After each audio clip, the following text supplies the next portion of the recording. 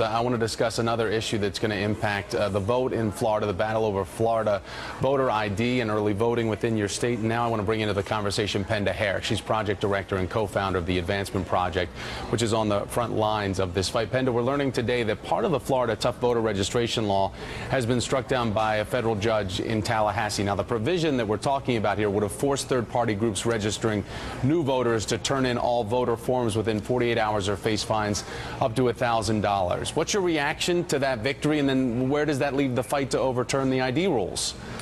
Well, yes, Thomas, we are very happy that the court has struck down that 48-hour rule, which was a restrictive process designed to prevent voter registration. And in fact, what we know is that the number of new voters being registered in Florida in 2012 is way, way below the number in 2008 at this time. And so now that this law has been invalidated, the groups can go out on the street and help voters get access to democracy, because really the point is that if you're a citizen and if you are eligible, voting should be easy. And what we've seen this cycle is laws all over the country designed to make it more difficult to vote.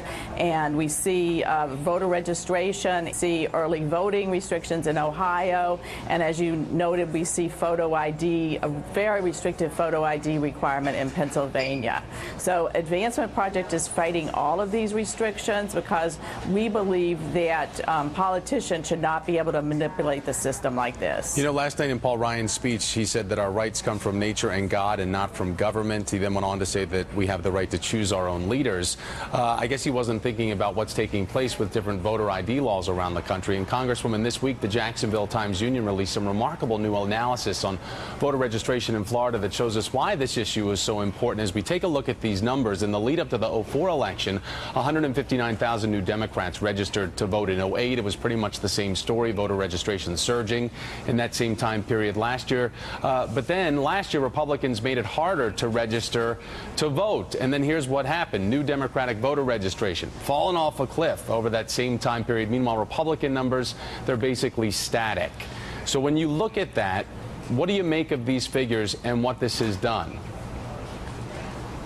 This has hurt voter turnout and voter apathy and voter participation in Florida. So we're so happy with what the courts have done to make sure that people can register to vote. All of our sororities, fraternities, our civic groups have been waiting for this ruling so that they can go on college campuses and so they can spread out across Florida and register the thousands of people who need to be registered to vote. So we're happy.